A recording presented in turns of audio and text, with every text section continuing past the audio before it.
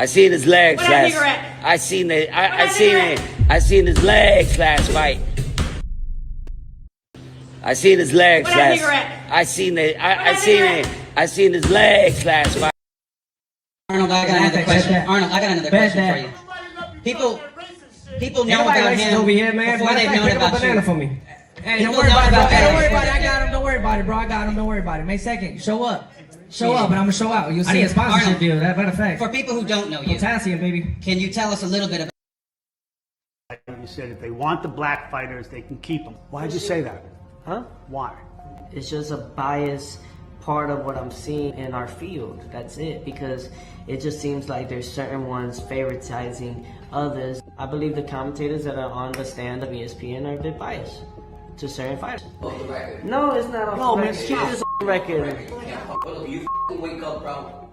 I don't think any. Say that. Don't get into that, bro. Wait, let me. Into this. I'm not falling into it. Brothers, talk about the fight. I'm not talking. I'm talking about Go. No, then let me let it go. Let me let it go. Hold up. Let it be. What are you scared of? Stop being a about it and handle it like a man. Handle it like a man.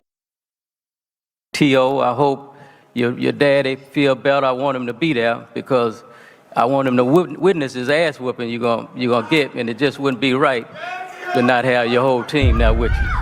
So we're excited about this, man. That ain't what you said when you was giving me wine and champagne at your house. Yeah, well, I had to get you drunk. Watching his fight. I had to get you drunk to trick you. And saying that if you had me and Shakur, that would be like Biggie and Tupac. Yeah, well, neither one of them are here, but we're here. Like, I know Pimp, though. Don't worry, Pimp. I had to trick you. Hey, Tio, I had to trick you in this position right now. I know pimping ain't easy, so hey, shout out to H-Town. You heard? Yeah, H, that's real. That's real. It's Pimp C. But I had to trick you in this position to get this ass whooped. Don't take this personal, man. Lopez, Senior, Teofimo, first of all, commiserations. Not the way you wanted the night to go. Can you talk me through the fight? No. Everything was fine.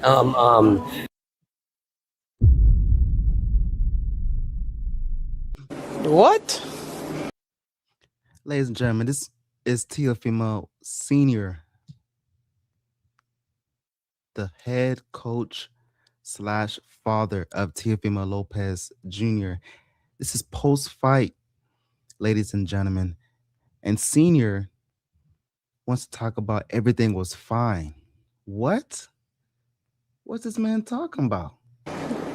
Bro, what are you talking about, man?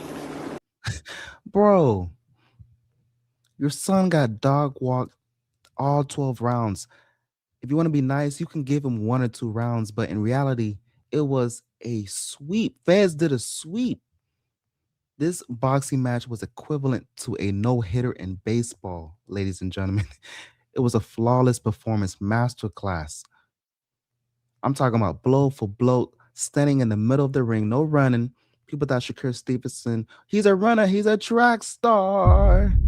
Well, he beat that narrative, and he stood in the pocket, cool, calm, and composed. Didn't even break a sweat. It looked like Shakur could have ran it back another 12 rounds. Meanwhile, Teofimo Lopez is looking like the scene when Martin fought Tommy Hearns. He can barely keep his eyes open. And also, I believe the fight should have been stopped a long time ago. The referee's seen enough. In the sport of boxing, you have to protect yourself at all times. Was Teofimo protecting himself? Absolutely no, he wasn't. So the referee should have stopped the fight, I believe, in the 6th, 7th round. I mean, how much more do you need? How much punishment more do you need to witness to know that obviously Teofimo Lopez is out of his league? But his father wants to make excuses. So moving forward, I believe Teofimo Lopez needs to move around from his father. He could still be a supporter. He could still show up to the fight, but to be the main voice in the corner, absolutely not. The sparring sessions were like what motivated me to this fight. That I was 100% sure who was gonna win. For some reason, the game plan. Hold on.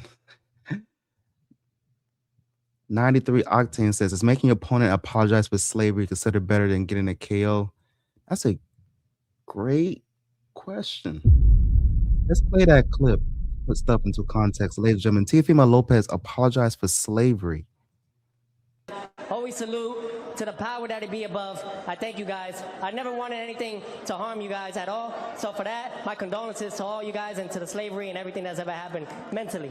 This fight didn't go.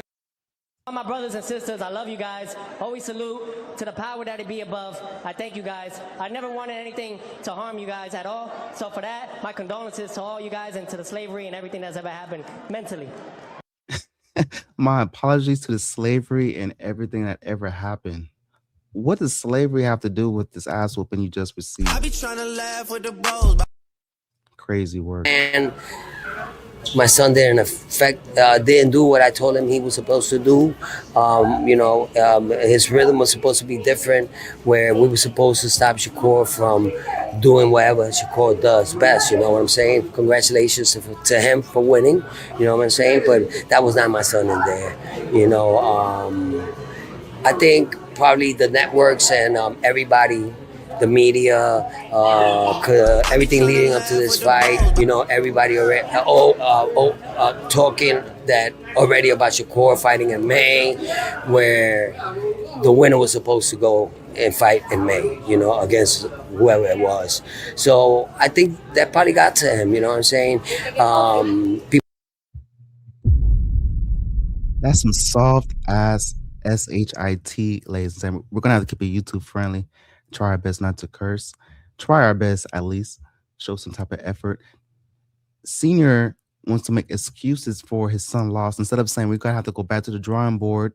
And Teofimo Lopez Jr., he did say that it's not his coach fault. It's actually, they had a game plan. He just didn't follow up. He froze in the moment. He did opposite of what they trained for. So you spend a time span of 8 to 10 weeks in training camp just to do the opposite when you step inside the ring. So you can't blame it on his father, but I didn't like as well when he was screaming out, you need to hurt him, you need to punch him. He wasn't giving him real advice. And what was the game plan after getting hit in the mouth? I don't know how many times by the jab.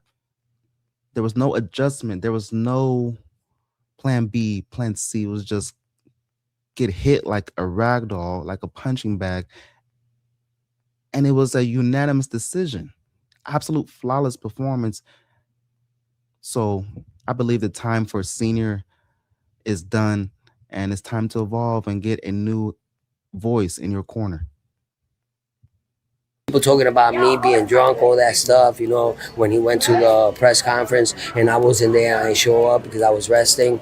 And I think all that affected him in this fight, Like a lot of people say, my son is like mentally like easy to, mess with. And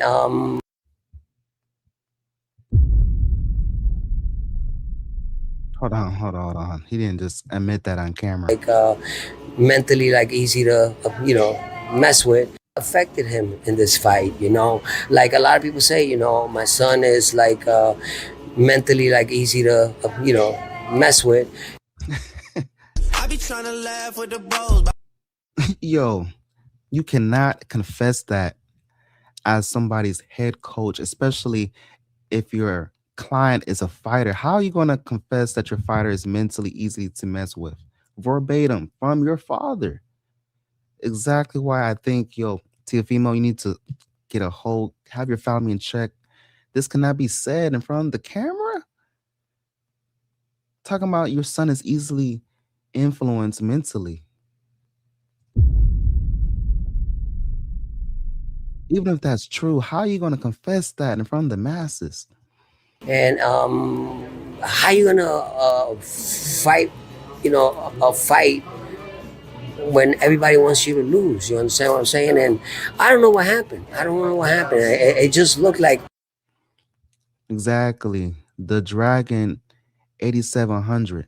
So you can just get in his head, pause, and he's already defeated before the match even starts because did a little bit of homework. Senior was actually telling Teofimo to go with the game plan of what we went through in training camp. Teofimo Jr. exposed in post-fight interview that he didn't listen to his father. He did the opposite of what he trained for. So you can't really blame it on the coach. aka his father. He just didn't go with the game plan. He just froze up in that moment, getting influenced by the naysayers and the critics and the haters when you should be locked in. Could you imagine? He's worried about people betting against him. People bet against him against Lomachenko. Did he worry about the naysayers? He was a huge underdog. To keep the beam of y'all, ladies and gentlemen, that was my first boxing bet winner. I've lost plenty of losses in boxing. I mean, as you know, boxing is unpredictable. Teofimo won me my first W against Lomachenko. So the odds been against him. Why does this fight? You was begging to fight black fighters. You was talking about you're never going to fight for ESPN because they favor the black community. Now you finally have one in front of you and you fold like you're at the laundromat. I be trying to laugh with the bros. All his powers were not there. Like everything was like that we planned, everything that he did in sparring, everything that we planned to do was not there. His power was not there. I was in shock, man. And I think this is a lot of this. His father just confessed that he was in shock that his son did not execute. And just to put things into context, ladies and gentlemen, hold on, man. That's suspect. Hold on. We got hold on. It's too late for that, man. You're going crazy word. That's crazy word. It's way too late for that. Just to put stuff into context, Teofimo Lopez is a two-time champion. He dethroned Lomachenko, even though he put his foot off the gas in the back foot of that fight. Lomachenko pressed the gas and was cooking Teofimo Lopez. Then he loses to George Kambosos. Who is George Kambosos? Some guy from Australia? That skinny ass dude? His excuse was that he was hurt. Okay, we'll give you that, I guess. Then you have a win against Josh Taylor. I mean, are we really giving respect to Josh Taylor? I mean, let me know in the comment section. Devin Haney has the belts from George Kambosos. And you call out the black fighters. Shakur Stevenson has his biggest highlight of his career on your head. Shakur Stevenson moved up in weight to fight you. He's a 4-time weight division champion now, out of your expense. How did you allow that to happen? And was crazy work. Shakur didn't even, it was nothing flashy. He just kept the jab honest. That jab was like a machine gun. That jab had a switch on it. This man is mixed in with Chicago. He had a switch on top of a switch. And also his right outside foot kept control of the ring. He was the mediator. He was bullying Teofimo Lopez. And once again, they were saying that Shakur Stevenson is a runner. He's a track star. But in reality, he was going tit for tat, a mano, block for block. He stood in the pocket and had Teofimo leaking like he was from a scene from the movie Carrie, ladies and gentlemen. He was leaking out here like a girl that just got on her cycle with no tampons available. Better go to the gas station. And for 12 rounds, Teofimo Lopez received punishment. The referee should have stopped the fight. This has to do with everybody not wanting him to win. You know what I'm saying? There was not one person talking good about him. You know what I'm saying? So, you know, that has to stop. That has to stop. You know, in this planet, this world. Damn, we can't even give him credit for Josh Taylor. He said Taylor was wagering. So Teofimo, is he a generational talent, ladies and gentlemen? Because we can't knock down his accomplishments. He is a 2-time World Division champion. But can we really give credit from fighting a Lomachenko? In reality, that was a very close fight, very controversial. Lomachenko was putting him in the matrix the last back end of that fight. He was in the matrix, and he had no response. He was getting worked. Now, in the first 6 rounds, I give it to Teofimo Lopez. Yes, he was winning. But in the back end of that fight against Lomachenko, yo, he was Neo. Taylor was wagering. So is Teofimo Lopez, elite. I mean, we have him prematurely before this fight, ladies and gentlemen. He was talking about, do I still got it? Who confesses that on camera? Now his father's talking about he's mentally weak, he's easily influenced, he's reading too much about social media, talking about the naysayers didn't believe in him. What? Crazy word. That's why we have this sport. The best man has to win, you know, and nobody knows who's winning unless, you know what I'm saying.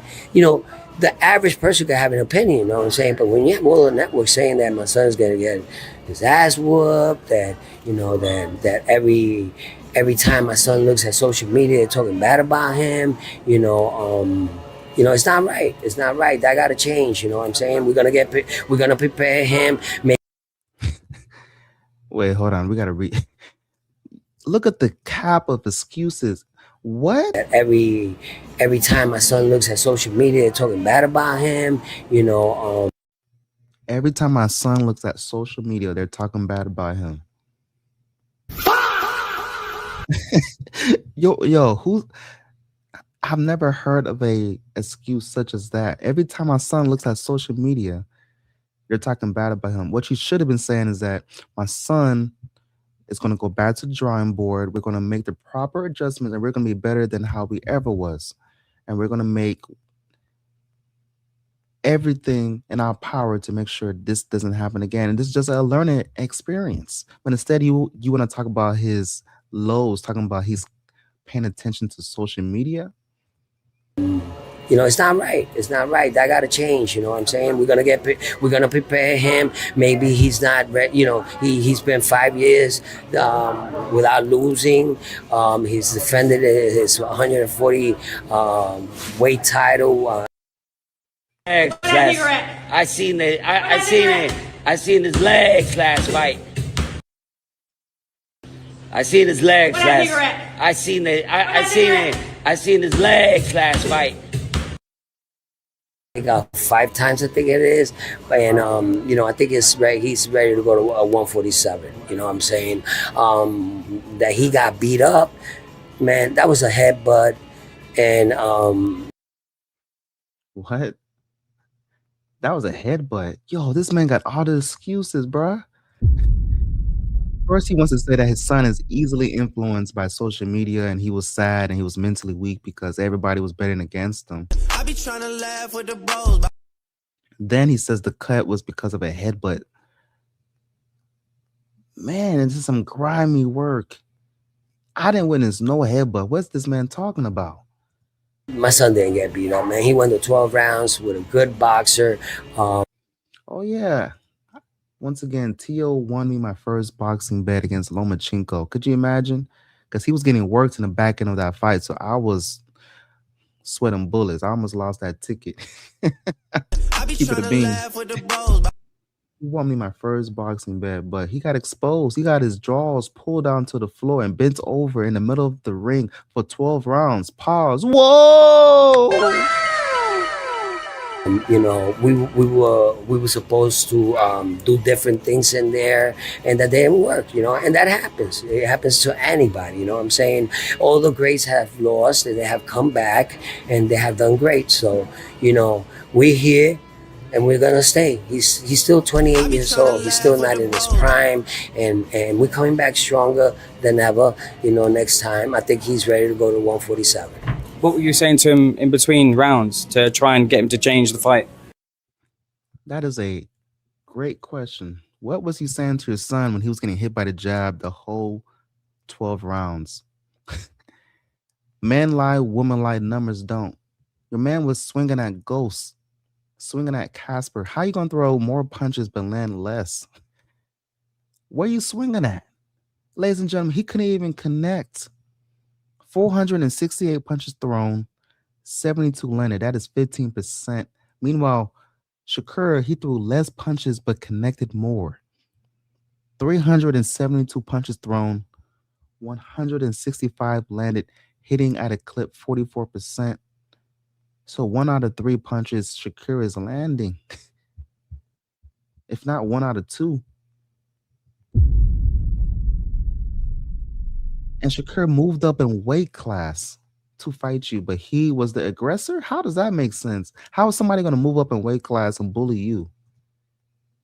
And that's why Shakur is getting his flowers, because when people move up in weight, such as when Charlo fought Canelo, and it was supposed to be the other Charlo, but he dropped out, so his brother jumped up in weight class. Charlo was running for his dear life. He was looking like a deer in headlights. Canelo put him to work. What does it look like Canelo losing to Charlo? I be trying to laugh with the bros. Like, okay, Canelo lost to Terrence Crawford. Crawford moved up in weight as well. But did Canelo run? Absolutely not. Teofimo Lopez, how you going to allow somebody to move up in weight and dog walk you like that?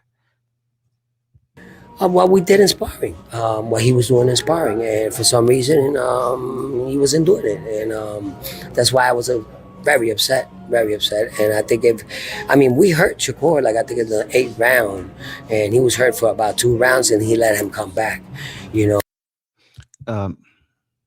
At the end of the day, Teofimo Lopez, he's going to go out on his shield. He's not going to go on one knee like people like Ryan Garcia against Gervonta Tank Davis. He's not going to quit. If you're going to defeat Teofimo Lopez, he's going to give you a dogfight. Nevertheless, man, what a way to start off the year. No soy dominicano, pero ya tú sabes. January 31st, ladies and gentlemen, this fight transpired this past weekend, this past Saturday in New York. Sold out arena. Shakur Stevenson put on a masterclass performance. I almost missed the fight, ladies and gentlemen. I had to realize, hold on, do you know who's in the ring right now? My God, I don't care how tired you are from work. You better watch greatness. And man, was I not disappointed. I'm so happy I tuned in. That was a masterclass performance. And ladies and gentlemen, if you want to watch the fight, they have the full fight already on YouTube. I be trying to laugh with the bros. Go to Ring Magazine on YouTube. They have the full fight. They have audio of the cornerman, everything. They have audio of Senior talking about, you need to hit him hard. Hit him hard. I be trying to laugh with the bros. Crazy work.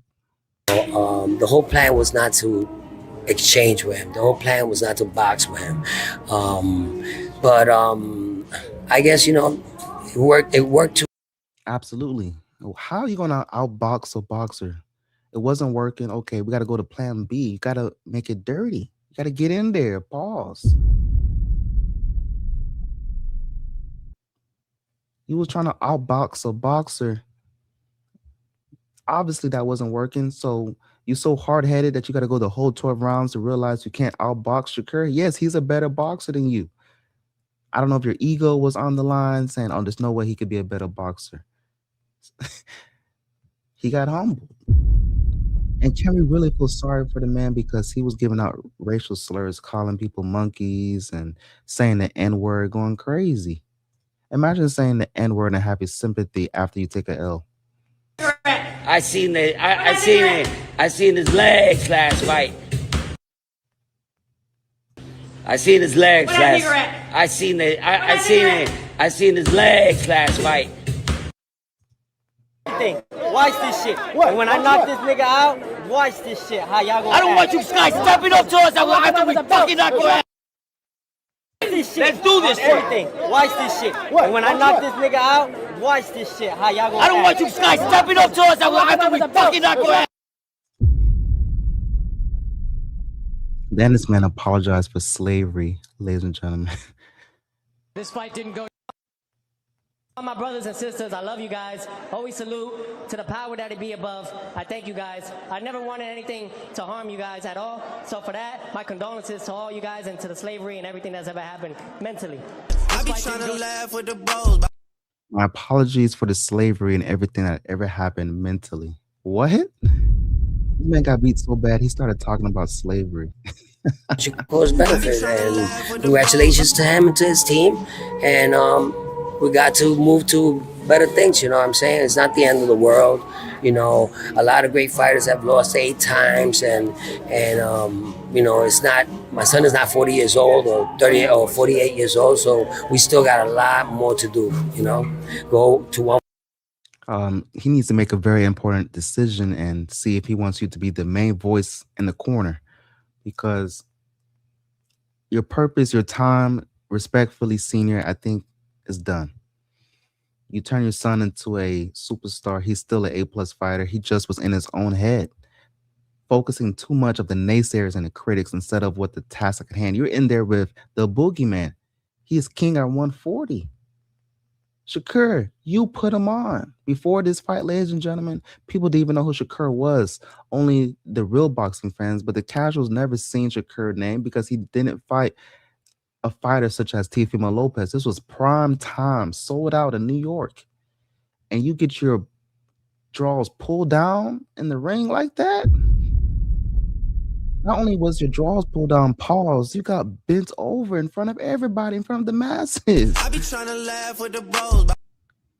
And to put stuff into context, ladies and gentlemen, Shakur moved up in weight class to fight Teofimo. Teofimo was supposed to be the bigger guy. I be trying to laugh with the bros. How does that make sense? So yeah, Teofimo Lopez, I think it's time to move on from your father and get an A-plus head coach. It's okay. We seen Floyd Mayweather Jr. fight Oscar De La Hoya, and Floyd Mayweather Sr. was the coach for Oscar De La Hoya. That's some crazy work. This man Floyd Mayweather Sr. was looking like Alien versus Predator with some dreads. He was bald headed and he had.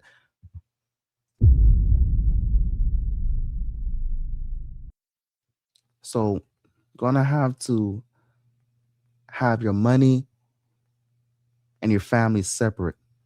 It's okay to put your coach, which is your father, to the side and handle business. You're a generational talent. I mean, that's what they say, right? You're a generational talent. We've seen Teofimo Lopez go to work.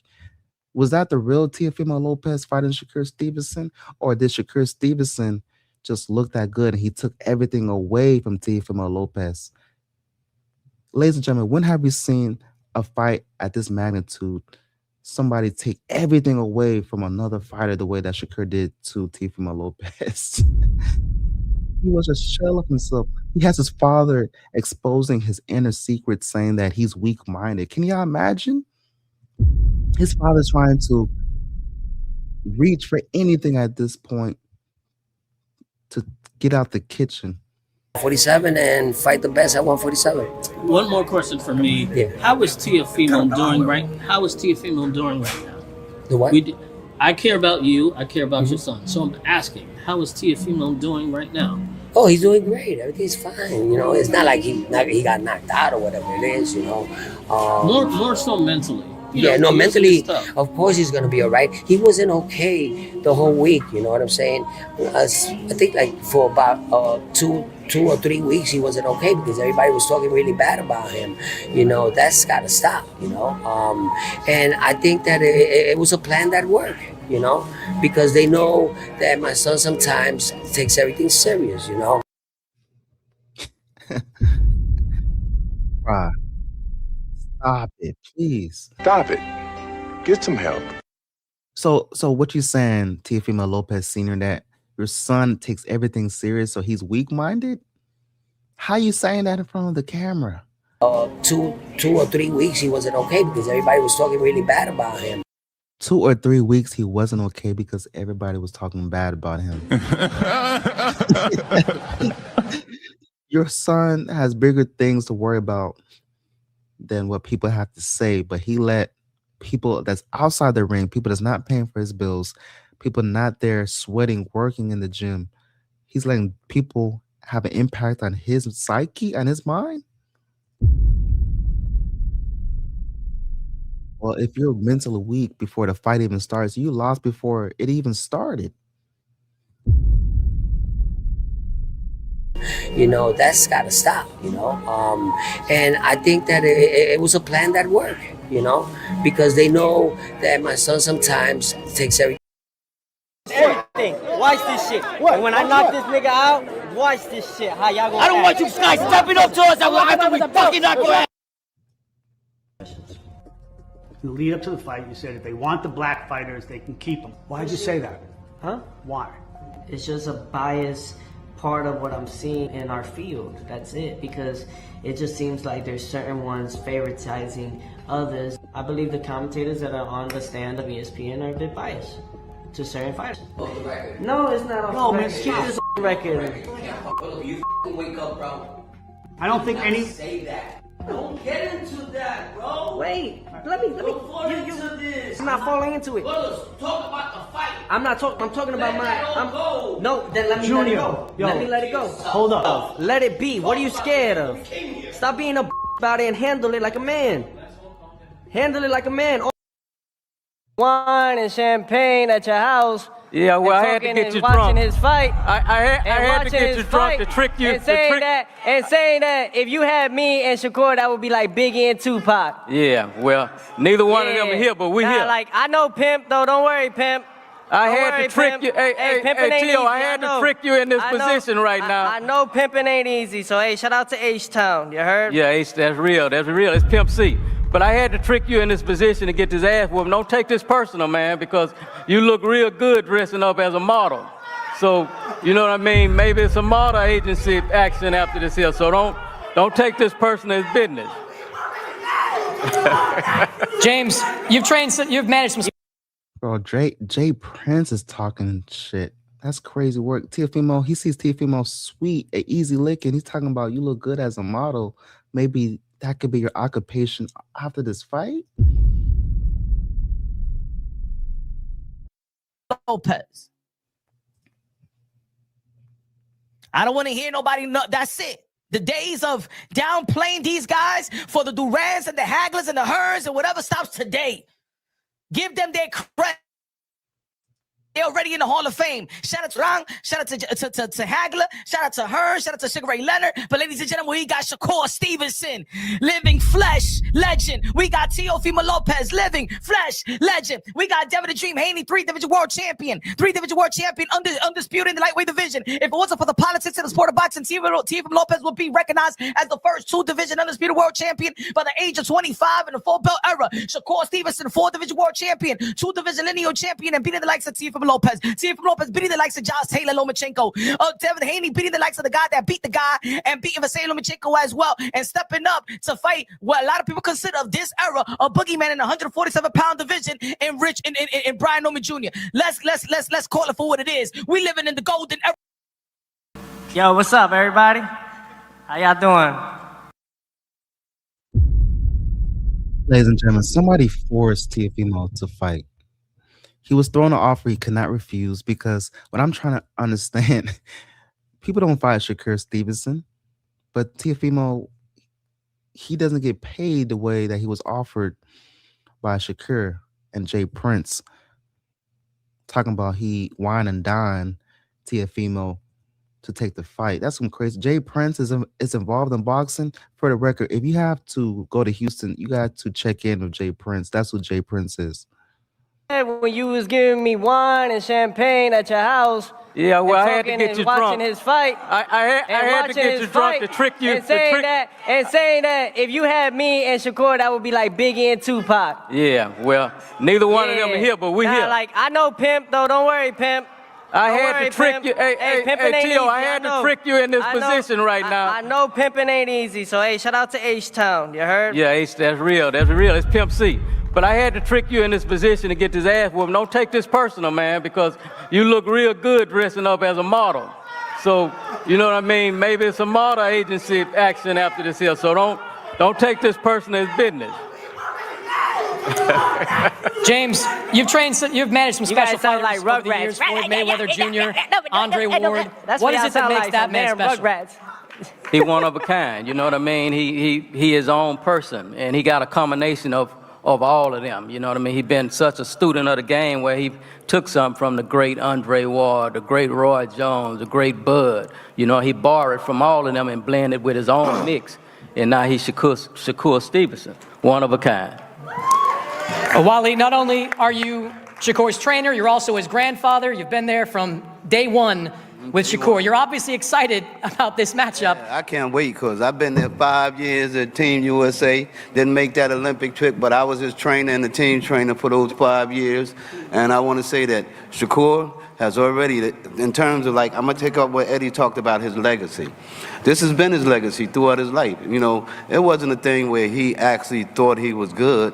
He just had a vision and had a dream and a desire inside him. And it said he wanted to be Olympian. He wanted to be #1. And he wanted to be the best in the world. So what we went through, we had an opportunity to go through those journeys, to be #1, to be at that top level where everybody looking up, talking about they on that level when they never been there before. And so we want to say to everybody, this fight is just another part of his legacy to prove what he wants to become and who he is and his place in boxing. So we looking forward for this here fight. This is only one that's going to start our journey towards his dream that he said that he's the best fighter in the world. He's proven it on an amateur level, okay? Now he's doing it. He won, what, three division titles and what? 6 fights? 6 fights, okay? He won a championship in his 13th fight. Nobody ever gave him one, awarded him one. He had to fight for and ask and beg for every fight that he got. You know, we seen fighters that he begged to fight. They were passed, he was passed up by them and fed to somebody else, and they had an opportunity to make a great name like Leo Santa Cruz. We were asking for Leo Santa Cruz 2 years before Tank fought him, okay? We were asking Lomachenko ever since Shakur was 17 and boxed him. So those fights were passed by him. But if Shakur had got a chance to fight them then, we wouldn't even be here now talking about his legacy. And they know they wouldn't even be here right now. Because Teo has been watching him, talking about, and his father, we met one time. I was with my son. We were at the last hotel. So my son was talking to Teo's father. So Teo's father was talking to my son about, yo, man, my son is this here. Oh, he's better than that Shakur, man. They give all this here Shakur guy. Now, he didn't know he was talking to my son. So I walked up at the time. My son said, Dad. He went, ho, ho, ho, ho, ho, ho. So my dad began to tell him what he said. I didn't say that. I didn't say that. He said, well, let me tell you something, man. I give credit, you know, I've been to his house. You know, I have a great deal of respect for his mom, you know what I'm saying? You know, but in this here fighting world, when it comes to Shakur and myself, we done beat some of everybody, you know what I'm saying? So we're not worried about what he's going to do, what he say. Like you say, he's very athletic. I think he's more acrobatic than athletic, you know what I'm saying? We see the acrobatic. You see me in bed. In the ring, you know what I'm saying? Pause. See, Teofimo's on that other time, bruh. And Shakur's not even on that time. He's actually giving respect to Teofimo Lopez, but Teofimo Lopez is going below the belt, literally saying that, how does my genitals taste in your mouth? Pause. So the biggest fight that Teofimo Lopez can do is outside the ring by popping his shit. Because he knows once he's in the ring, it's night-night. So that's not a great deal of athleticism to me. So I'm going to stand on that and say, this is another part of our legacy, going on our journey to become the best that he.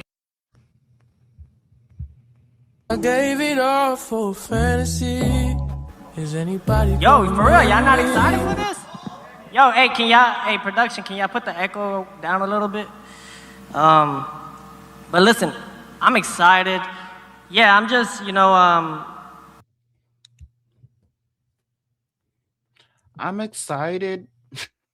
Who says that with their hands on their face like that? Ladies and gentlemen, use your spirit of discernment and believe what people show you, not what they say. He does not want to fight no Shakur Stevenson. Let's keep it a bean. Let's keep it a stack. Is this the body language of somebody that's excited? It seemed like he's miserable. He knows. Now, this is a pre-fight press conference. This is a build-up to the fight, ladies and gentlemen. And it's getting closer and closer. This is within 4 weeks. And he sees, oh my goodness, this shit is about to happen.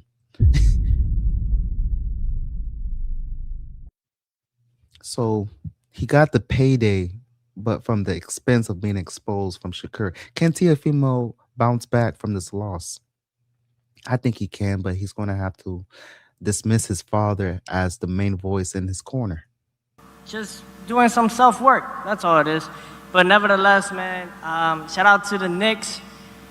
NBA semifinals against the He's talking about the Knicks. He needs to be worried about who's in front of you. Orlando Magic. That's up, coming soon. Let's go Knicks. I'm excited for that. I don't think you should say the Knicks again after this L. You came into the game, wearing people's jerseys. You was doing backflips off the turnbuckle like this was WWE. You was lit. I'm gonna give you your credit. You was lit. I was like, who the hell? Who's this guy doing backflips in the middle of the ring? He was ladies and gentlemen. Teofimo Lopez was knocking out his opponent and then would do a backflip. So he was highly energetic, extremely entertaining. It's cool when you're winning, but he got humbled. And yeah, man, y'all not excited, man? This is two of the guys that they say is the best of the best. About to lace it up here in beautiful Madison Square Garden, the mecca of boxing. January 31st. Chris Mannix, I'm happy, man. I'm grateful, thankful. That's cap. You're not happy. You're terrified. Talking about you happy. Who's happy to fight Shakur? Blessed. And gonna have Shakur Jigama, You said you're gonna do what? What? Bro, what are you talking about, man? What? Jigga my balls. What? Pause, bro. Pause.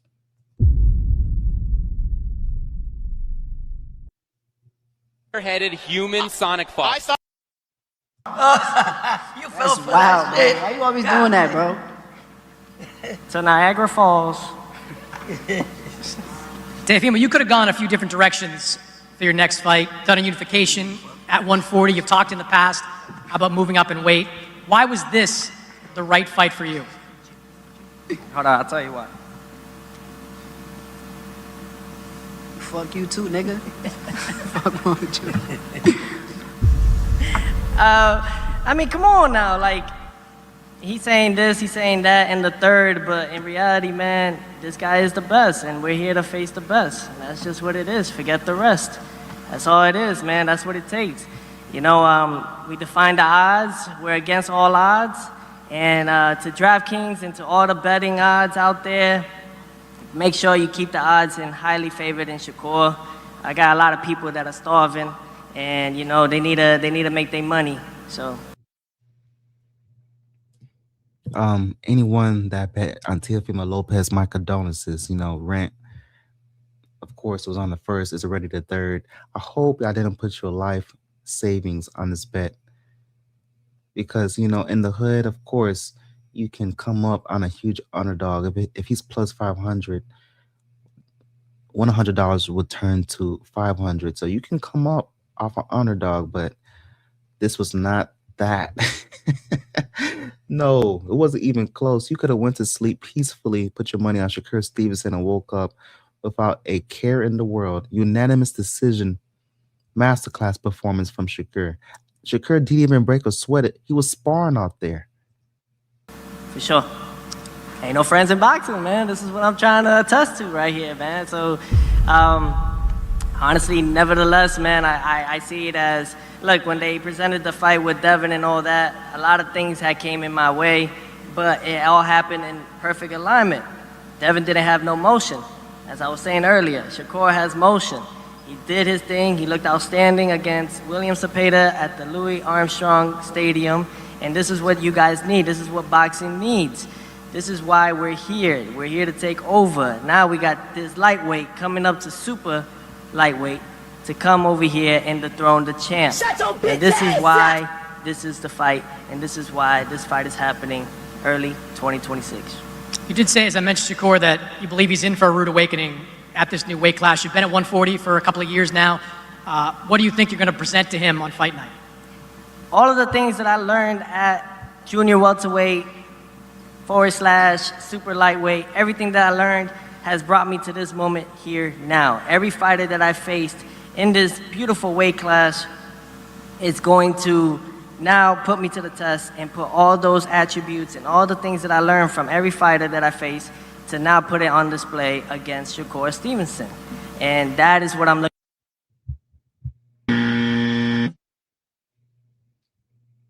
It sounds good, but when he got into the ring, he was getting hit by the jab from round 1 to round 12. Like, ladies and gentlemen, we haven't seen a performance like this in a minute. I mean, absolute dog walk Teofimo Lopez in all 4 corners of the ring.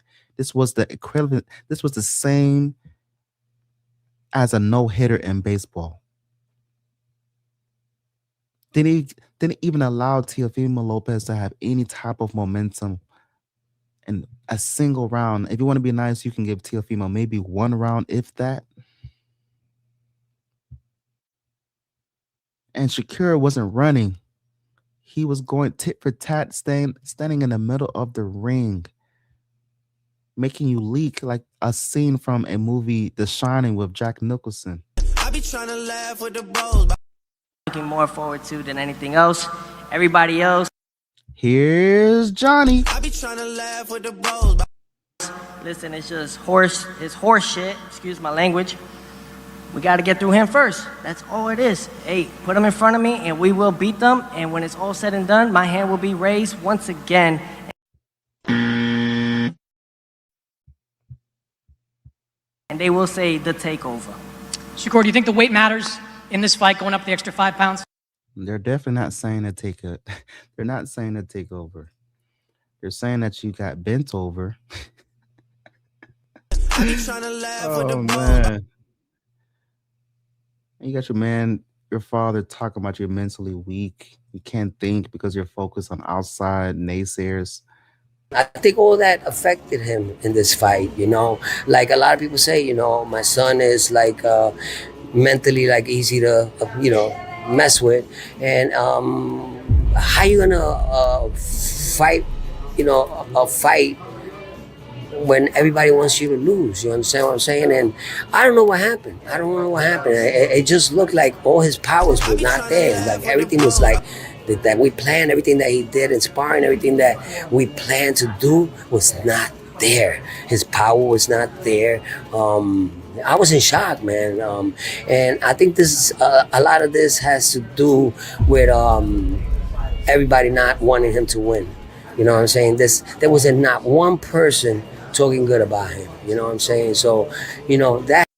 Bro, who cares who's talking about your son? There's more things to be worried about than the naysayers and the critics. What kind of excuse is that? All I hear is crying over spilled milk and there's no paper towels available. He's making so many excuses, talking about my son was being bullied on social media and the naysayers, they don't believe in him. What? That has to stop, you know. In this planet, this world, that's why we have this sport. The best man has to win, you know, and nobody knows who's winning unless, you know what I'm saying. The average person could have an opinion, you know what I'm saying, but when you have all the network saying that my son's gonna get his ass whooped. The network, once again, even though they're correct because they know boxing, why are you so focused on the naysayers and the critics? My second question is, why is your father confessing these secrets to the masses? This kind of content needs to be private, but you have your father on a loose outside the restaurant. First of all, where are you? And why is your father talking to the cameraman behind your back, talking about my son is mentally weak and he was worried about the naysayers and the critics? So while you're eating, paying for the dinner, your father's in the lobby having an interview, confessing your insecurities? Nah, Teofimo, man, it's time to move on from your father respectfully. Get that in check. That that every time my son looks at social media, they're talking bad about him. Bro, that sounds weak to me. Sounds like excuses to me. Every time he looks on social media, they're talking bad about him. I be trying to laugh with the bros. Bro. It's not right. It's not right. That got to change. You know what I'm saying? We're gonna prepare him. Maybe he's not ready. He's been 5 years without losing. He's defended his 140 weight title and his lenient belt. I think 5 times. I think it is. And I think he's ready to go to 147. You know what I'm saying? That he got beat up. man, that was a headbutt. And my son didn't get beat up, man. He went to 12 rounds with a good boxer. Bareheaded human sonic we were supposed to do different things in there, and that didn't work, and that happens. It happens to anybody, you know what I'm saying? All the greats have lost, and they have come back. Always salute to the power that it be above. I thank you guys. I never wanted anything to harm you guys at all. I be trying to laugh with the bro. Yo, why is he apologizing for slavery? You just got your ass whooped. Slavery has nothing to do with the ass whooping you just received. Why is your forehead about to give birth to something? Like, why there's so many lumps on top of your head? What's going on there? Is that the moon? He's doing the Milky Way. He's doing the electric slide. There's a whole slide on his forehead. Man is a unicorn. Digivolve to Teofimo Capmon.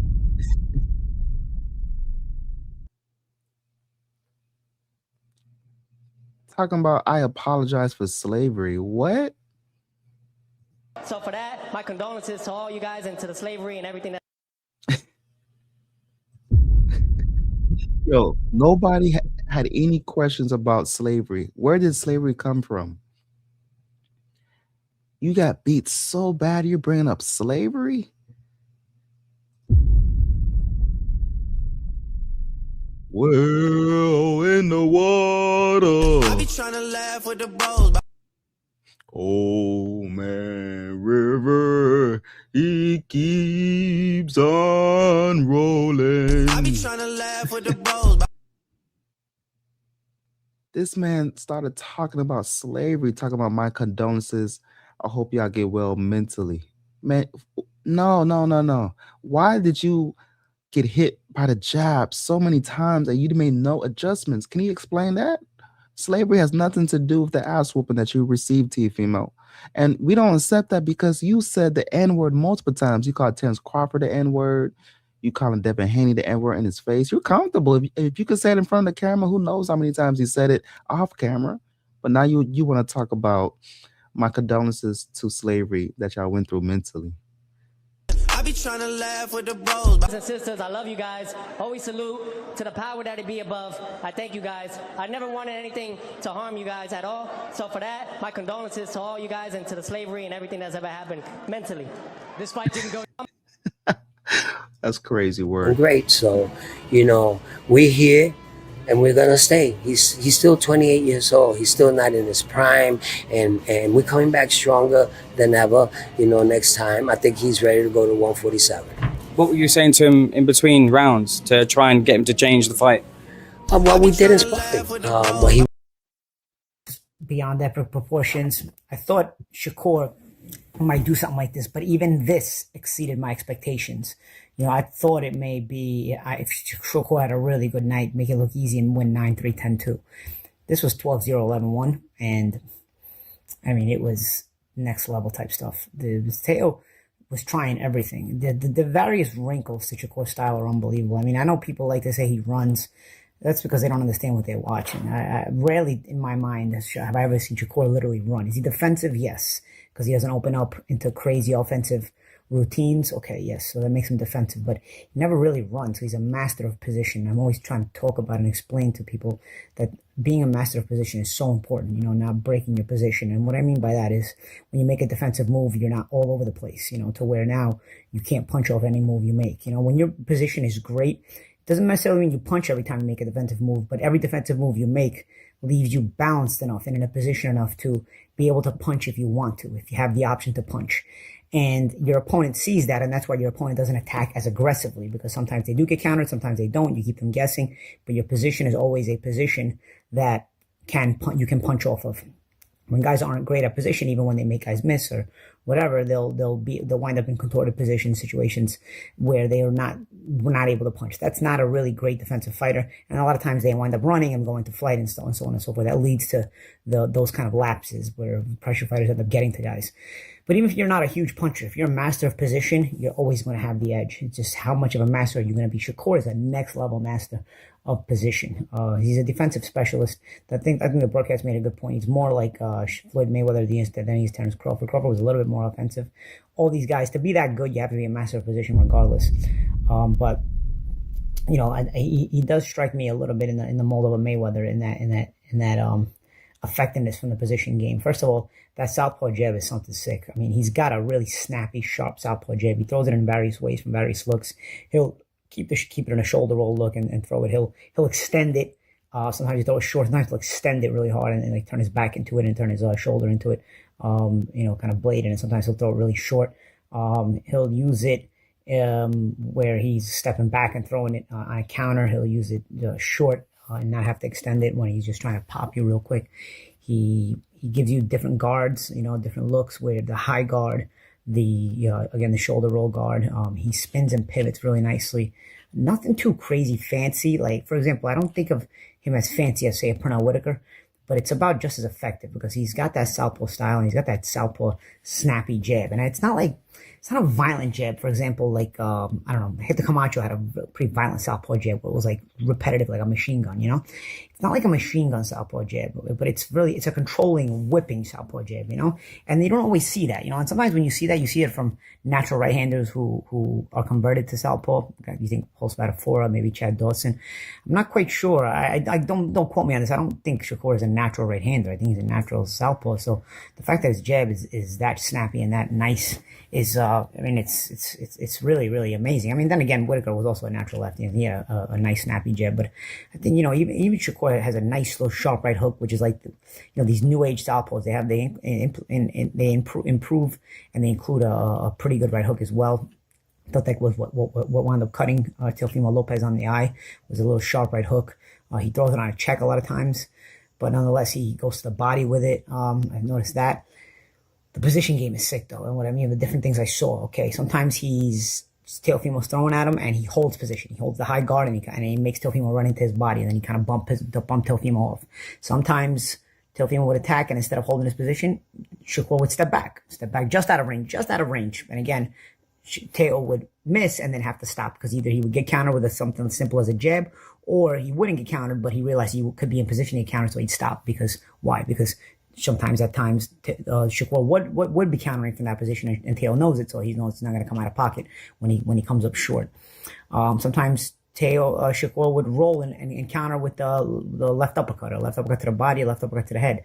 There was one time early in the fight, I think he landed it where Teo's gloves may have touched the ground, you know, so that's another sense of position, a defensive move on position that he varied. When you hold your position well and then you vary the different things you do and you're able to punch off those different things, again, it makes you even more confusing now, you know? And all the while, Shakur is jabbing. Shakur is using that jab, that speedy, accurate jab off those different looks. Like I said, sometimes it's off the high guard, sometimes it's off the low right hand guard, sort of like a shoulder roll, you know? There were moments in the fight where he was actually walking Teo down, especially late in the fight. He started walking Teo down more and more and more, just bossing the fight. And Teo tried. Teo was turning southpaw at times. He was, you know, trying to use that athleticism by, you know, trying to make all these little jukes and jives and then try to punch off them. You know, a couple of times I saw he just missed with a couple of counter right hands and a couple of tries. And maybe if those would have been shots that landed clean, which is almost impossible to land on Shakur clean. But sometimes he just missed it. But that's how good Shakur is, where he keeps just making you miss and you'll never actually get him. But it's like, oh, well, it was so close.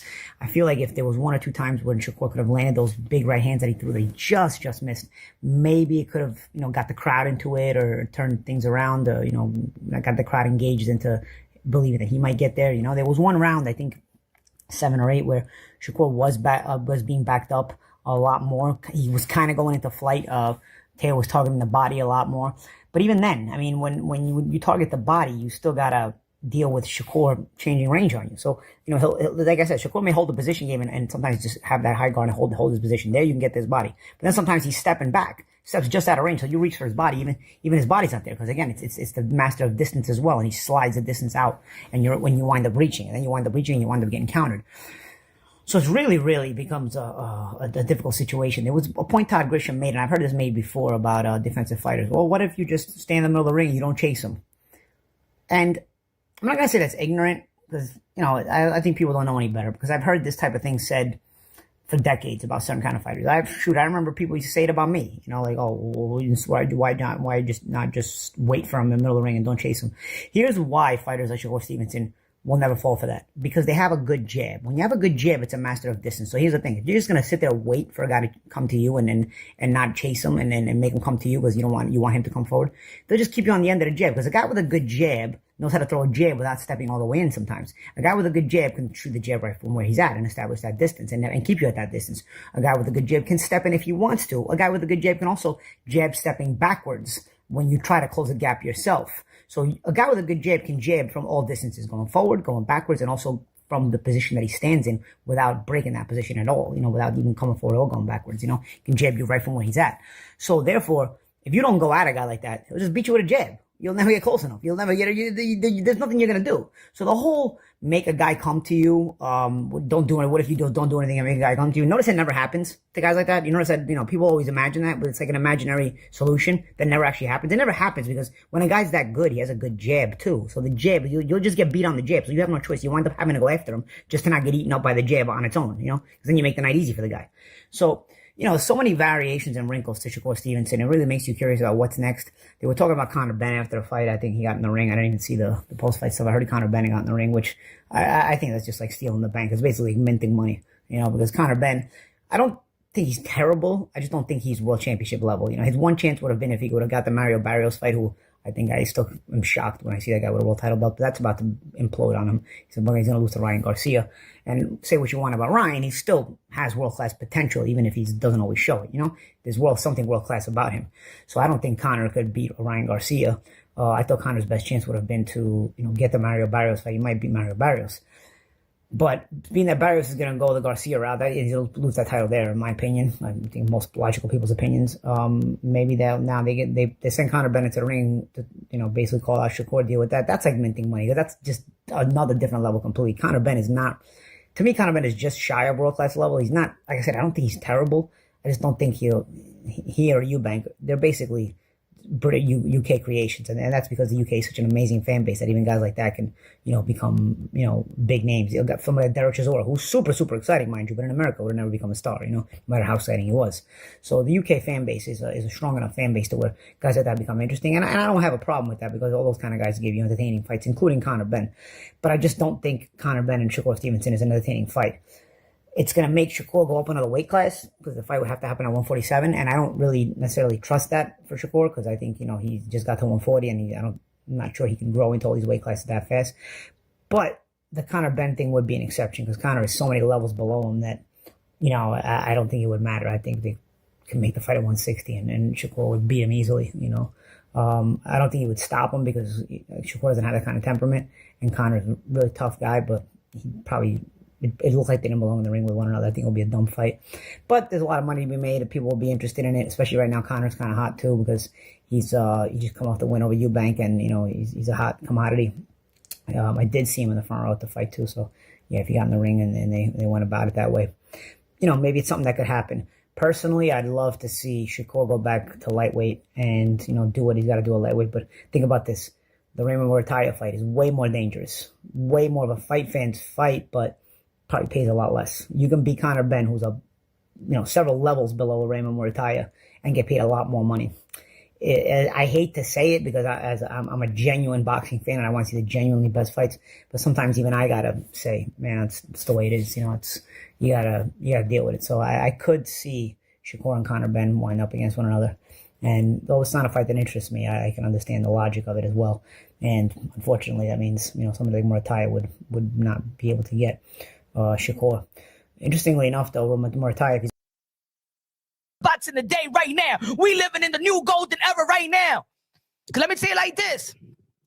The up-and-coming 22-year-old, 23-year-old ain't even doing what Teo was doing. Ain't even doing what Shakur is doing. Ain't even doing what Devin Haney is doing. Shout out to E-Man. Shout out to Tank Davis as well. Tank Davis is part of the crew. 3-division world champion. Yes, Gervonta Tank Davis is part of the crew. And if Ryan Garcia beats Mario Barrios, yeah, we got the Fab Five. We got the Fab Five, just like they had Benitez, just like they had Leonard, just like they had Hagler, just like they had Duran, just like they had Hearns, right? We got Tio, we got Shakur, we got Haney, we got Tank. Different various like WBC Trainer of the Year awards and stuff like that. They got to do the opposite of these awards. That's what I want to see in boxing. I don't really care about Fighter of the Year, Terrence Crawford Fighter of the Year. We know who's a good fighter. We know Crawford's good, right? I want to see all of these awards, but flipped. Like the worst fighter of the year, the worst performance of the year, the worst trainer of the year. That's the award show I would tune in for. Call me a cynic, but that's what I want to see. I don't want to see like everybody around the world knows who the good fighters are. The Gervonta Davises, the Terrence Crawford. We already know. I wanted the world to know who did the worst job. And the worst trainer, like the person to beat right now for worst trainer in boxing is Teofimo Sr. I be trying to laugh with the bros. Bro, it gotta be Teo Sr. Supposed to do, his rhythm was supposed to be different, where we were supposed to stop Shakur from doing whatever Shakur does best. You know what I'm saying? Congratulations to him for winning. You know what I'm saying? But that was not my son in there. I think probably the networks and everybody, the media, everything leading up to this fight, everybody already talking that already about Shakur fighting in May, where the winner was supposed to go and fight in May, against whoever it was. So I think that probably got to him, you know what I'm saying? People talking about me being drunk, all that stuff, when he went to the press conference and I wasn't there, I didn't show up because I was resting.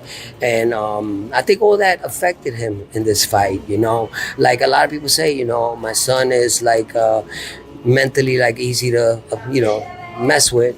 And how you gonna fight, a fight when everybody wants you to lose? You understand what I'm saying? And I don't know what happened. It just looked like all his powers were not there. Like everything was like that we planned, everything that he did in sparring, everything that we planned to do was not there. His power was not there. I was in shock, man. And I think this is a lot of this has to do with everybody not wanting him to win. You know what I'm saying? There was not one person talking good about him. You know what I'm saying? So, that has to stop. In this planet, this world, that's why we have this sport. The best man has to win, and nobody knows who's winning unless, you know what I'm saying? The average person could have an opinion, you know what I'm saying? But when you have all the networks saying that my son's gonna get his ass whooped, that that every time my son looks at social media, they're talking bad about him, it's not right. It's not right.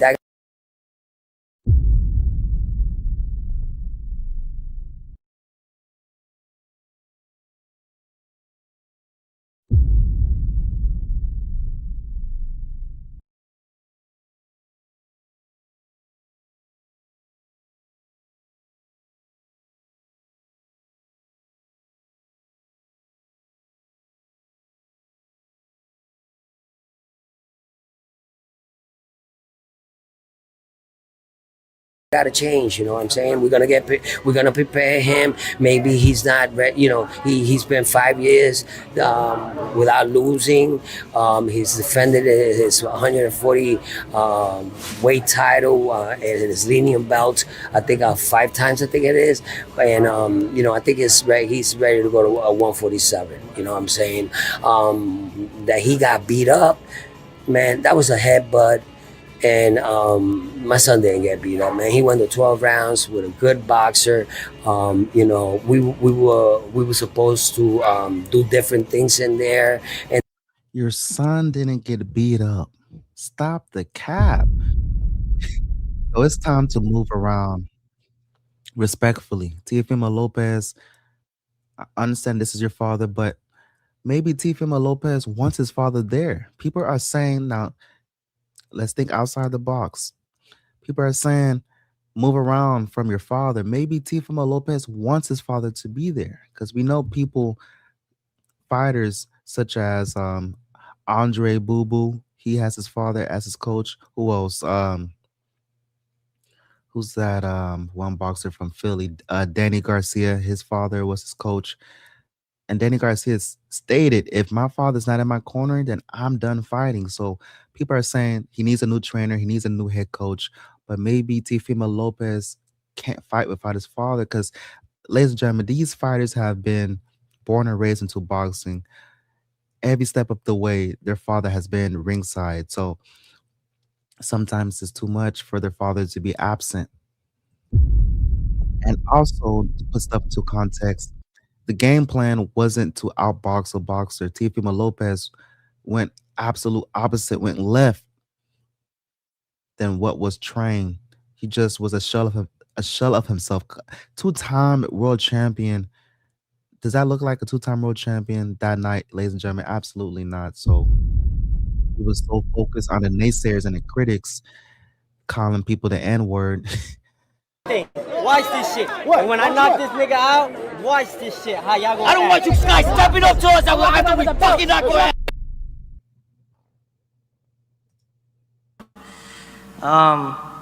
But listen, I'm excited. Yeah, I'm just, And that happens. It happens to anybody, you know what I'm saying? All the greats have lost and they have come back and they have done great. So, we're here and we're gonna stay. He's still 28 years old. He's still not in his prime, and we're coming back stronger than ever, next. There is no way anybody, like, it's going to be hard this year to beat that performance. Bro, it's going to be real hard to beat that. He the leading contender for worst trainer. The level of commentary, it wasn't even training. Like, it wasn't no, like, serviceable, hey, double up on the jab, circle to his left. All right, he's a southpaw, so, you got to move with the left hand, like, move away from. Like, it was nothing like that. He was saying, like, where's your power? Like, it was, like, whiny. What happened to the power? Hit him, bro. Bro, I almost fell out my seat when he said, hit him, bro. That sounded like something somebody was. I seen his legs last fight. I seen his legs last.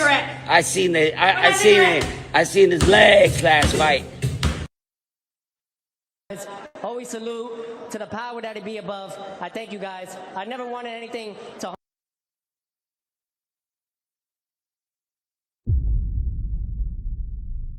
I be trying to laugh with the bros.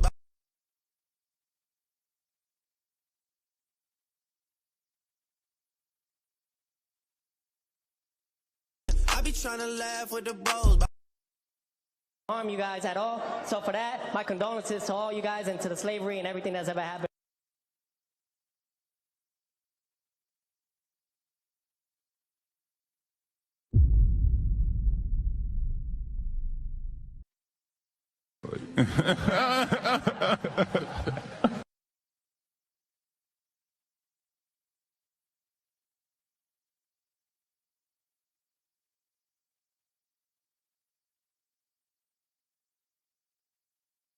Mentally.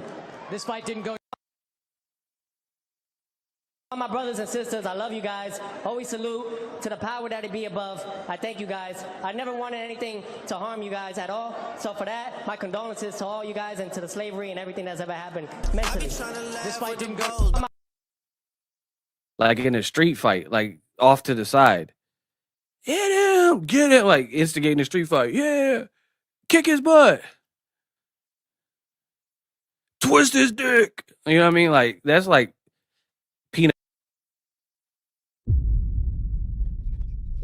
Pause. Hold on now. Big pause.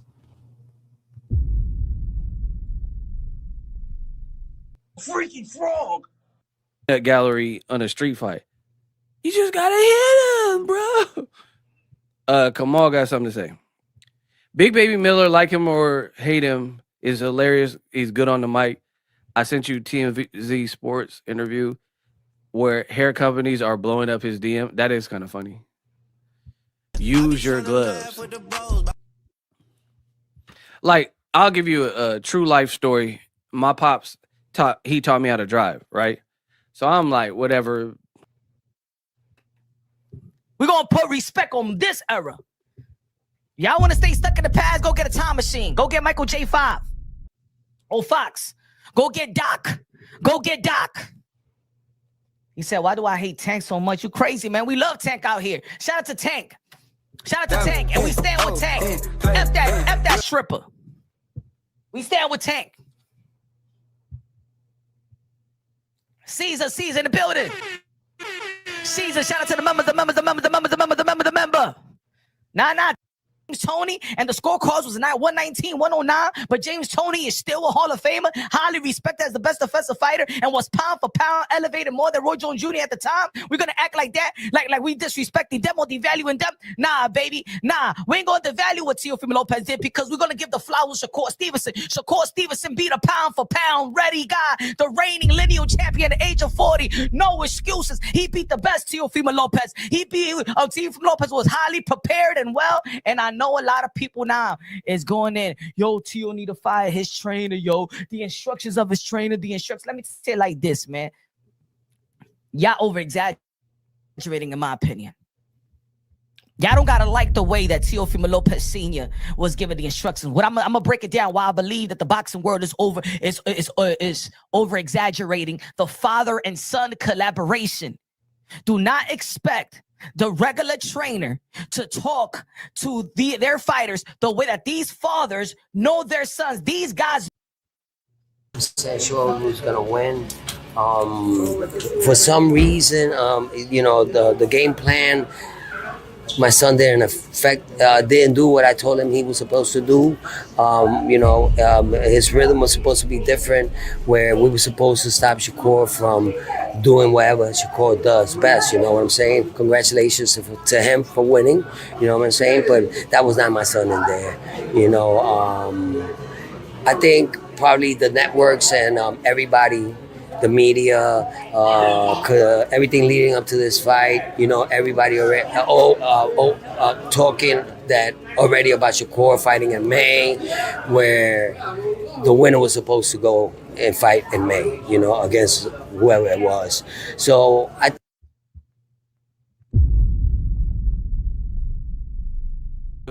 that I needed to know to be a safe driver. The way he threw his son under the bus was insanity.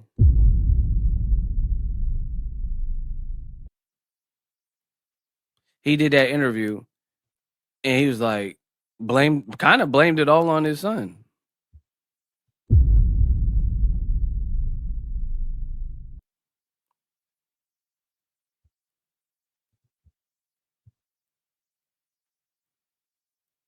He kind of blamed everything on his son, like,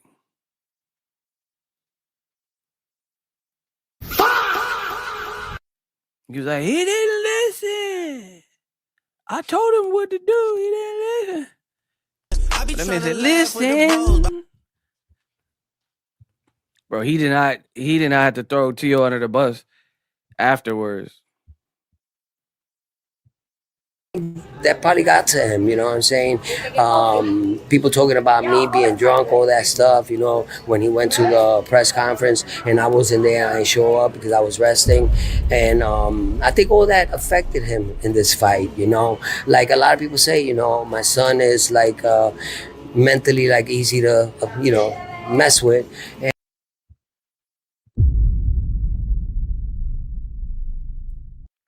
Tio Sr. threw his son under the bus so bad, he might as well did this in that interview. Hold on. Bro. I'm going to show you Tio dad right now. Hold on. Let me pull it up. Here goes. And how you gonna fight? You know, a fight when everybody wants you to lose. You understand what I'm saying? And I don't know what happened. I don't know what happened. It just. How are you gonna fight a fight when everybody wants you to lose? Who cares what everybody thinks? I be trying to laugh with the bros. Just looked like all his powers were not there. Like everything was like that we planned, everything that he did in sparring, everything that we planned to do was not there. His power was not there. I was in shock, man. And I think this a lot of this has to do with everybody not wanting him to win. You know what I'm saying? There was not one person talking good about him. You know what I'm saying? So, you know, that has. Oh yeah, his father's not the coach, but he is the main voice. He can't be the number one voice in the corner. Somebody else is gonna have to be the number one voice. It can't be his father. Now he could be a supporter on the sideline, but to be the main voice in the corner of Teofimo Lopez, no, absolutely not. We're gonna have to move around. But also, Teofimo Lopez did say he did not listen to his father and the game plan. He went opposite of what they trained for in training camp. So you can't put it all on the father, even though I think he still needs to move around. He did say he did not listen. To stop. That has to stop, you know. In this planet, this world, that's why we have this sport. The best man has to win, you know, and nobody knows who's winning unless, you know what I'm saying. You know, the average person could have an opinion, you know what I'm saying. But when you have all the networks saying that my son's gonna get his ass whooped, that you know that every time my son looks at social media, they're talking bad about him, you know. You know, it's not right. It's not right. That got to change. You know what I'm saying? We're gonna prepare him. Maybe he's not ready. You know, he's been 5 years without losing. He's defended his 140 weight title and his lenient belt. I think 5 times. I think it is. And you know, I think it's right. He's ready to go to 147. Yeah, because it's probably like a UK dude. Mate, what went wrong? What went wrong with Teo? Teo Senior. Here go Teo. Bro. Here go Teo Senior. He didn't listen, bro. You didn't do what we did in sparring, bro. I told him. He said, I told him everything, but he didn't do it, bro. Dog, here go Teo Senior. Look. What was the main problem in the fight?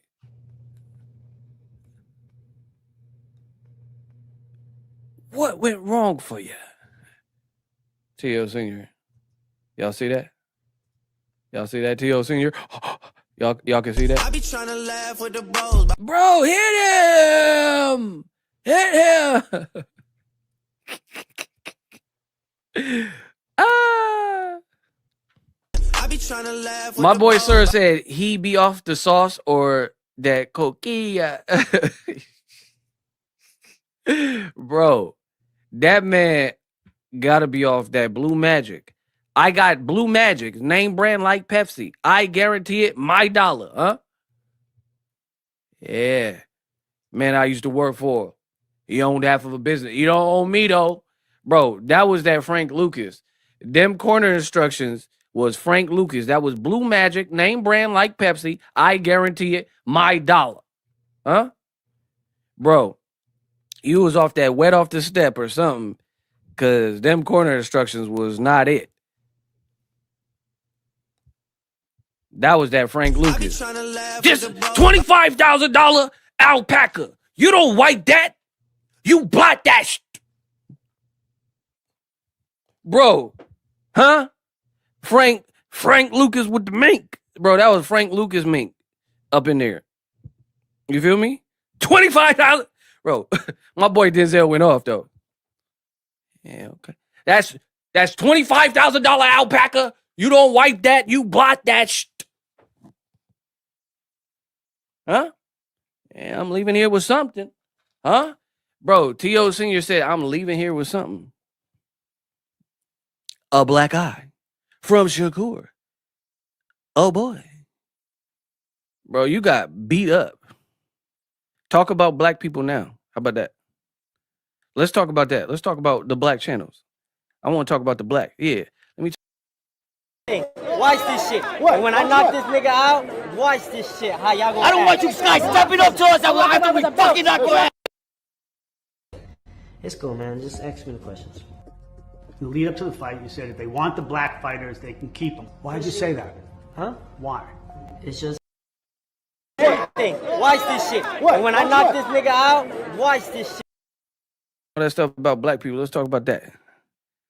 Ain't no one buying T.O. singing Kumbaya. Oh, Kamal got me right focused. He got me right back focused. Pause. Bro,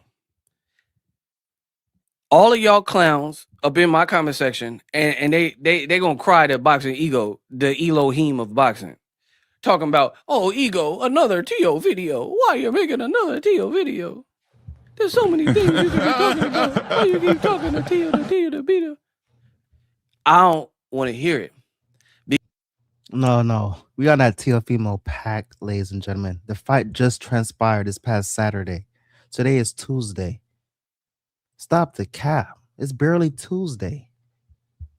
We're going to have to dissect and break down the film. And if you want to watch the whole length of the fight, Ring Magazine on YouTube has the whole fight uploaded on their channel.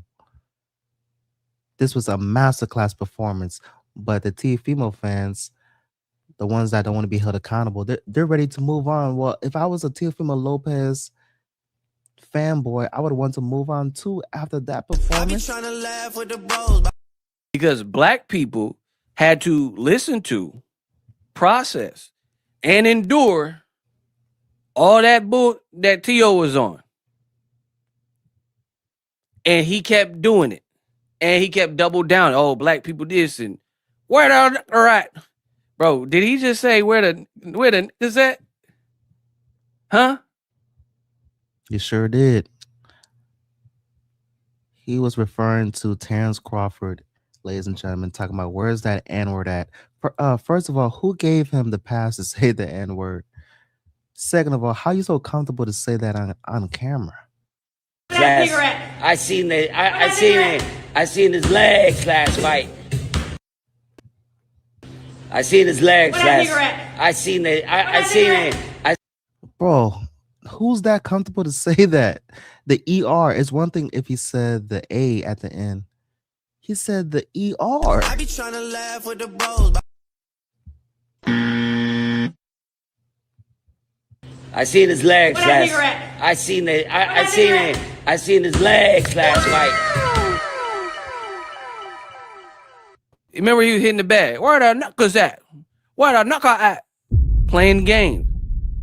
I'm from the old school. You play stupid games, you're gonna win stupid prizes. You talk that shit now.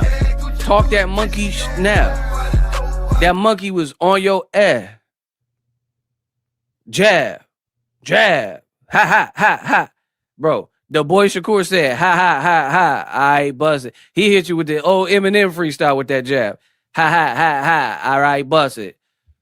The only man on the planet that'll drive off of the Grand Canyon and land in the handstand. Bro, he hit you with that ha. But that old school M. Huh? I'm zoning off of one joint.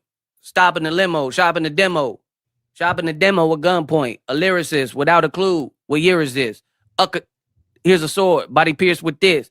Living it up, never giving give me the keys, I'm drunk. And I never driven the truck, but I smoke dope in the cab.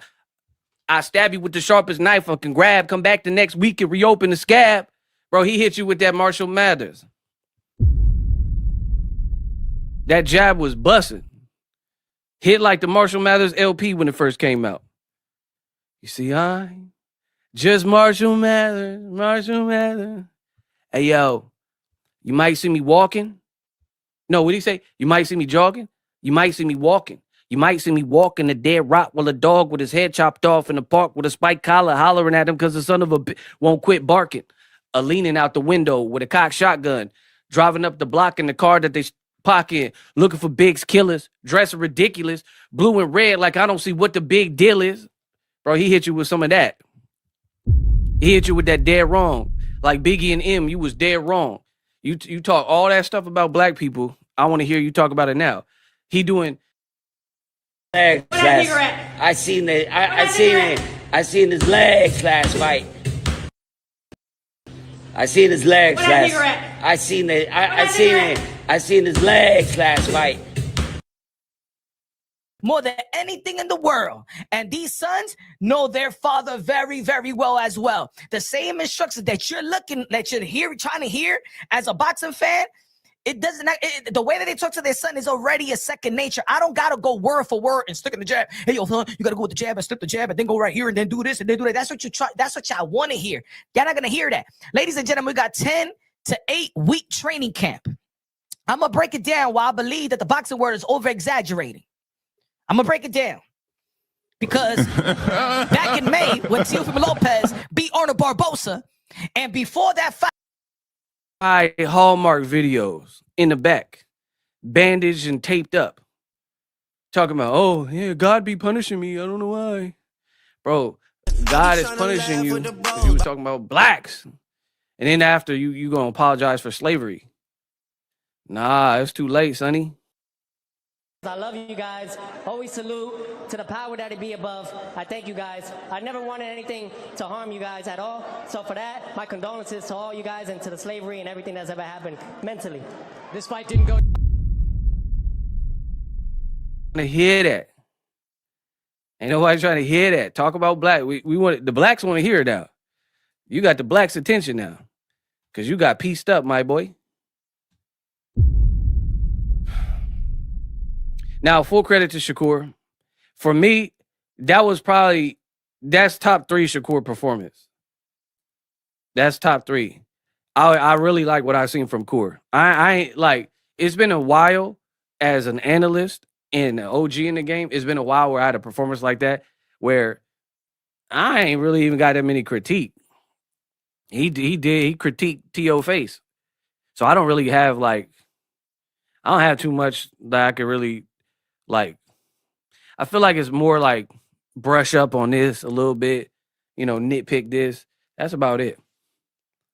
You know what I mean? That was definitely a top 3, maybe even top 1 performance, all things considered. I liked it. For me, that was probably the best. That was like the closest to the hype we get for Shakur. You see what I'm saying? I'm always gonna keep it real with you. Like, where Crawford was like bigging him up, like Shakur the future and stuff. You didn't always see that. Like when he fought the African, I ain't see that he number 1 pound for pound. You fought the gods must be crazy. Some random African. Did we get him? Try again, Motosaka. You fought Michael Blackson after that. The air up there. That's who he was fighting. And that I think he was an African super cop. Bro, you fought an African cop from Namibia. You fought that Coming to America. She's your queen to be. Bro, you fought Simeon Akeem. Where's Akeem? Meet me at the Waldorf store. You would fight random Africans. I'm not gonna value that the same. But this Teofimo, I like that. I like what you did with Teo. Bro, this is who Shakur fought. Bro, y'all remember that movie? The Guys Must Be Crazy? The fight when he was supposed to be in training.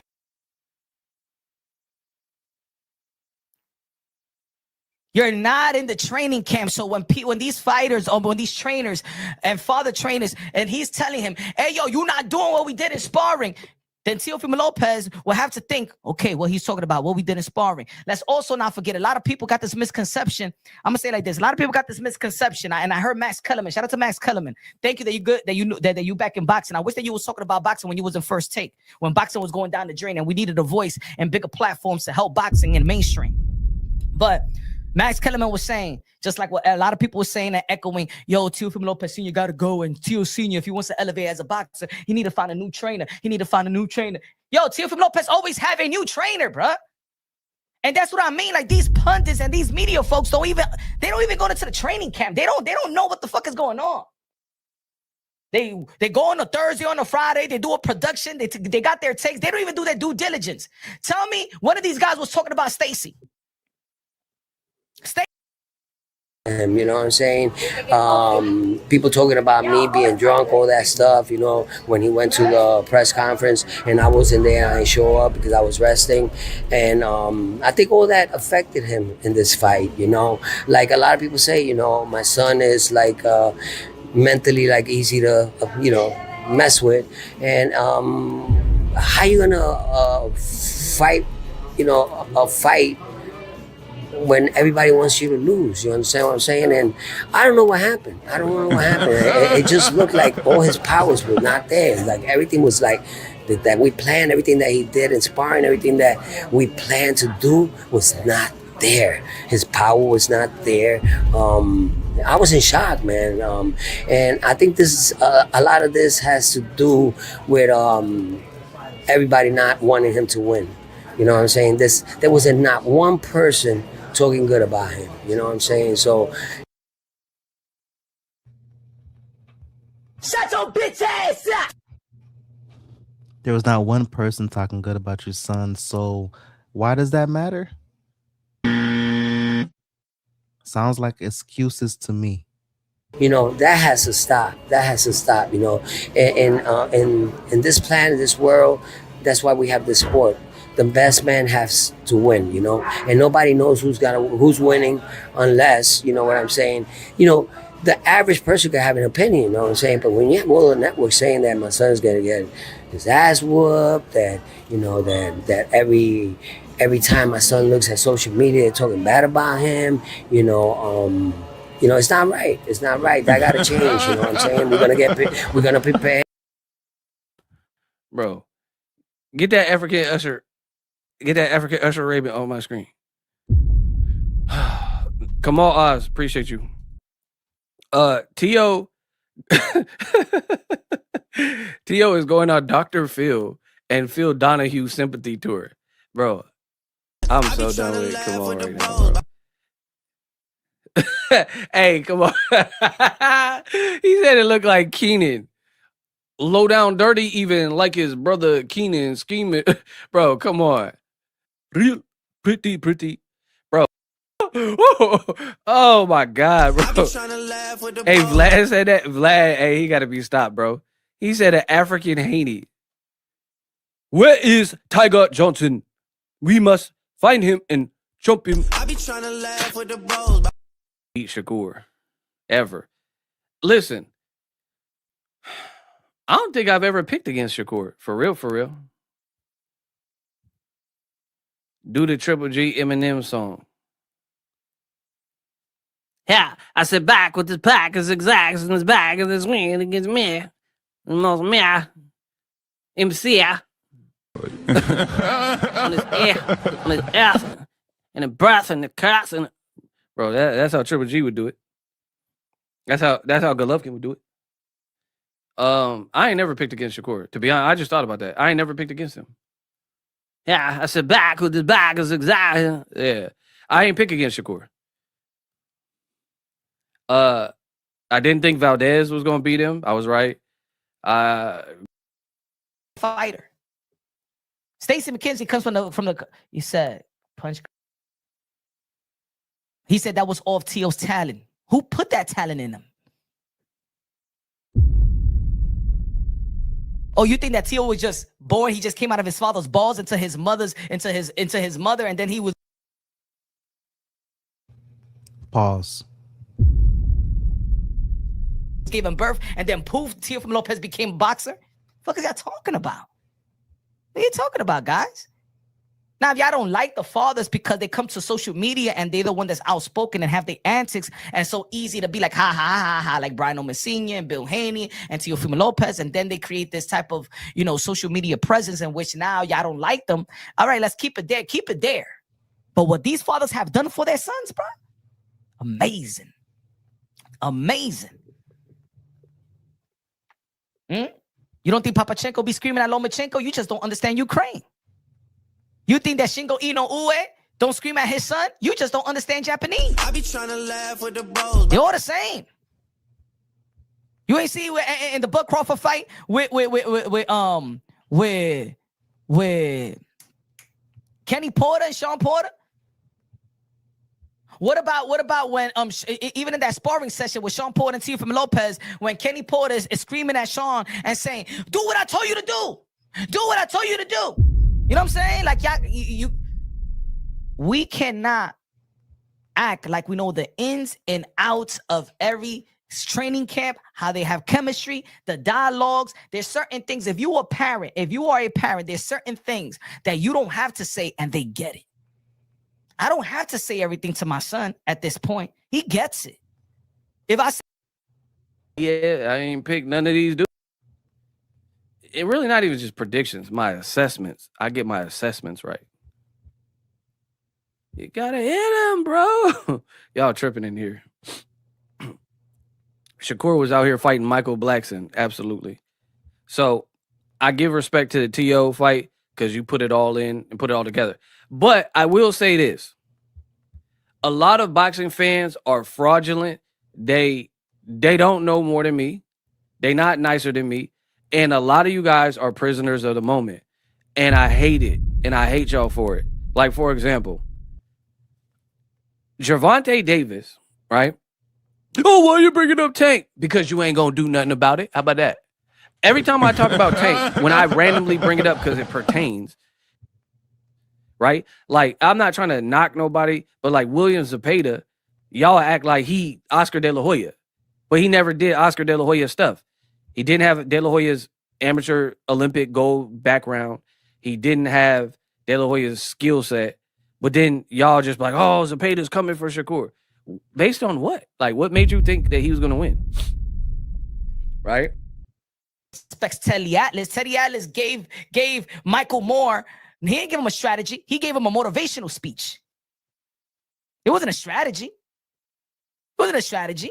Virgil Hunter didn't give Andre Ward a strategy when he got knocked down. He gave him a motivational speech. Look at Roberto. Sometimes Robert Garcia gives motivational speeches. He's not giving you like a real in certain situations. Maybe he's not, he's been 5 years without losing. He's defended his 140 weight title and his lenient belt, I think 5 times, I think it is. And, I think he's ready to go to 147. You know what I'm saying? That he got beat up, man, that was a headbutt. And my son didn't get beat up, man. He went to 12 rounds with a good boxer. What? We were... Bro, what are you talking about, man? Your son did not get beat up. That's some crazy ass work. Well, his face begs to differ. He has bumps on his face like he's a unicorn. Always salute to the power that be above. I thank you guys. I never wanted anything to harm you guys at all. So for that, my condolences to all you guys and to the slavery and everything that's ever happened mentally. This fight didn't go. Man, apologizing for slavery. That's some crazy ass work. Ladies and gentlemen, let me know your take on the situation. Also, subscribe to this platform and hit the bell notification so you will be notified when I do go live. Teofimo Lopez apologizing for slavery. Crazy work.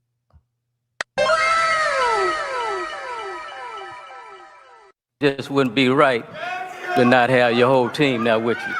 So we're excited about this, man. That ain't what you said when you was giving me wine and champagne at your house. Yeah, well, I had to get you drunk. Watching his fight. I had to get you drunk to trick you. And saying that if you had me and Shakur, that would be like Biggie and Tupac. Yeah, well, neither one of them are here, but we're here. Like, I know Pimp, though. Don't worry, Pimp. I had to trick you. Hey, Tio, I had to trick you in this position right now. I know pimping ain't easy, so hey, shout out to H-Town. You heard? Yeah, H, that's real. That's real. It's Pimp C. But I had to trick you in this position to get this ass whooping. Don't take this personal, man, because you look real good dressing up as a model. So, you know what I mean? Maybe it's a model agency action after this here. So don't take this personal as business.